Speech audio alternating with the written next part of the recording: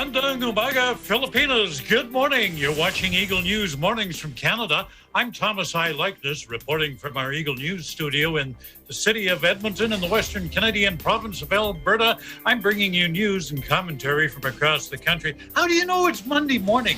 You know, some Monday mornings, not everything goes right. But are you ready to begin another week?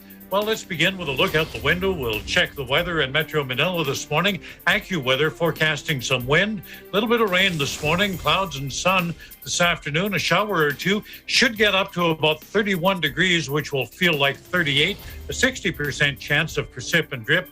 Currently about 25 degrees with a real feel of 28. The air quality at this point is fair. Well, it's time for that second cup of coffee. Just help yourself, sit back, relax, and let me tell you what's happening in Canada. We'll do a quick check of the weather across the country. Our street scene today coming from Guildford. It's in the Vancouver area of British Columbia, and a big thank you to Ian Suarez for that shot. Starting on the west coast, Victoria and Vancouver, both reporting mainly sunny skies, 6 degrees in both cities. We go across the Rockies to Edmonton. Sunny and 11 degrees. Down in Calgary, it's cloudy and 15. Saskatchewan, well, Regina and Saskatoon both reporting clouds and 6 degrees. Winnipeg, it's sunny. It's sunny in Winnipeg, but chilly, -2. Toronto, light rain and 8. Ottawa, light rain and 7. And Montreal, light rain and 9 degrees. A quick check of the Atlantic provinces. Fredericton reporting some mist today, 7 degrees. Halifax, mostly cloudy and 9. And St. John's, Newfoundland, partly cloudy and 5. A couple of the stories we're following this morning. A deadly night on the streets of Quebec City, Canada. And Canada coping with a growing number of COVID-19 cases. At the top of the news, 2 people are dead, 5 injured after a sword-wielding man dressed in a medieval costume went on a rampage in Quebec City. Now, police say the violence was not associated with a terror group. The attacks occurred in multiple locations in Old Quebec. It's near the National Assembly, which is the Quebec Provincial Parliament building. Following a manhunt through the streets overnight, police arrested a 24-year-old man from Montreal. He had no criminal record. This is the scene today just coming up where the streets are quiet. And according to Quebec Police Chief Robert Pigeon, the man came to the city with the intention of claiming as many victims as possible. He says the suspect was armed with a Japanese-style sword, and Pigeon says they believe the man chose his victims at random. Sad story out of Wainwright, Alberta. There's a Canadian Forces military base there. A soldier died during a live fire training exercise.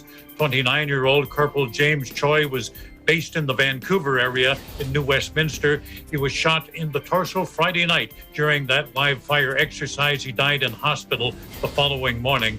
The Canadian Armed Forces investigating his death. We move to the pandemic now, no doubt about it. Canada in the second wave. We finished the week with a record-breaking number of new cases of coronavirus, more than 3,400 of them on Friday. Ontario, Quebec, Alberta, and British Columbia lead the number of new cases reported. And the sad thing is, these are all tied to social events. Social events such as weddings, funerals, just gatherings of all types. A lot of them related to the long weekend, which was at the beginning of the month. And that's prompted our Chief Medical Officer of Health, Dr. Theresa Tam, to say we have to minimize socializing in person. You know, Tam says if we cut our contact with each other by 25%, we could flatten the curve again. People apparently ignored that advice over the long weekend, held a lot of big family dinners, and now we're paying a price. Canada got a mention, though, during the American presidential campaign. Former U.S. President Barack Obama had praise for the ways Canada has handled the pandemic. His remarks came while he was campaigning for Democratic presidential candidate, I should say, Joe Biden. Obama says, had the U.S. done what Canada did, the number of Americans who died would have been 90,000 instead of 230,000. He says the mortality rate in America is 2.5 times that of Canada.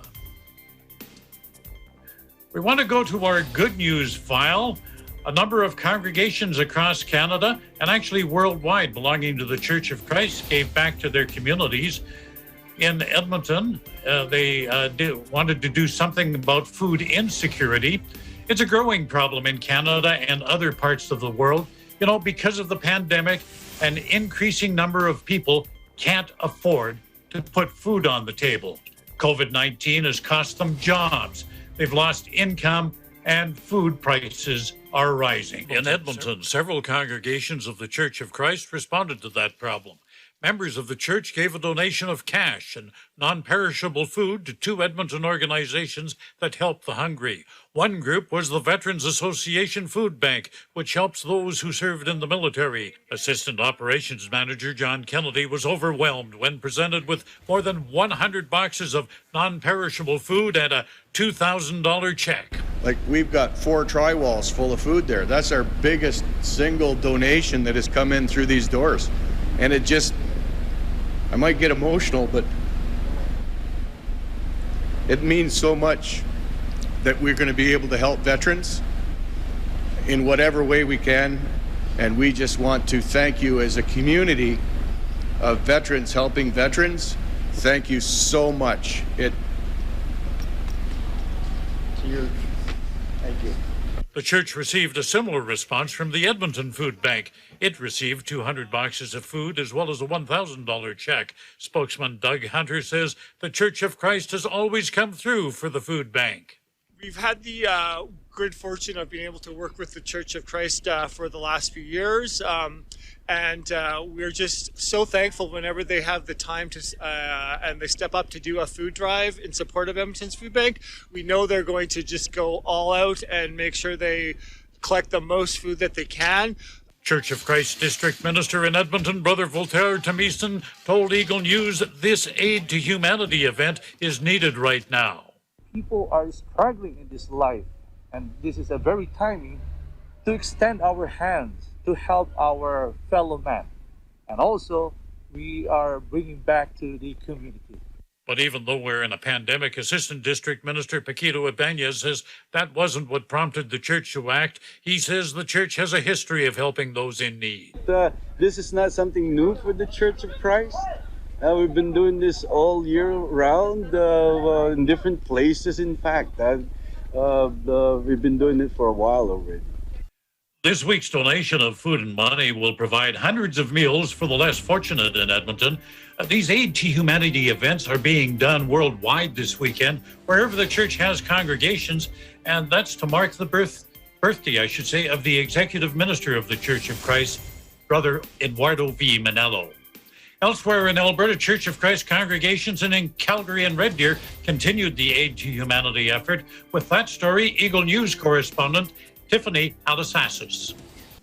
Today, the Aid for Humanity initiative of the Iglesia Ni Cristo Church of Christ in Calgary and in Red Deer reaches out to individuals and families in need by working hand in hand with the food banks in their communities.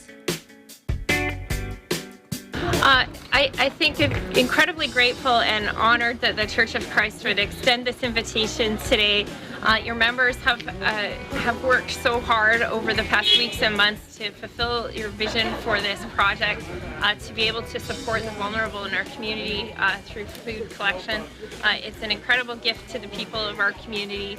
Honored to be able to be here and to celebrate this momentous occasion with you. I think over the past year, above all, we've really learned the things that we take for granted. And one of those things is how important community life is to us.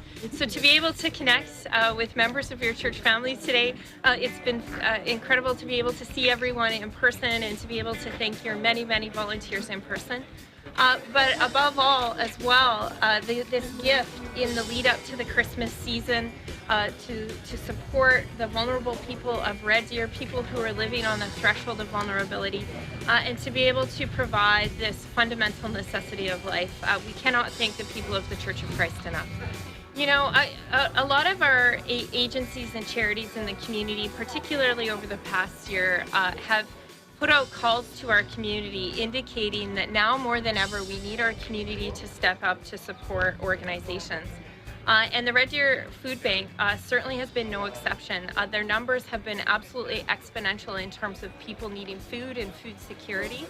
And particularly as we lead up to the Christmas season, As the director noted, this will stock the shelves and will inspire the rest of our community to be able to give to the food bank. Thank you hardly covers it. It's a hardly sufficient phrase to cover what this really means to people in our community. Well, you know, I have to say that the Church of Christ, in terms of their influence in our community, what they give back to our community is a representation of what your body does throughout the globe. And on this commemoration of the 65th birthday of your Executive Minister, Brother Eduardo, we want to wish him a great day and a blessed year, and above all, just thank him for his incredible life and leadership and legacies that he brings to us all. And we wish him not only a great day, but certainly a great year to come. These food packages will be given to those who seek them at drive-through distribution sites for everyone's safety amid the ongoing pandemic. Hello, everyone.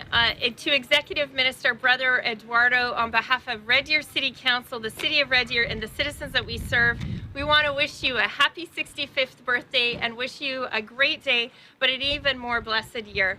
We want to thank you for your life, your leadership, and your legacies, for all who you are and all that you bring in mobilizing people for the greater good. And so we want to wish you a great day, a great year, and thank you for the privilege of marking this special day with you.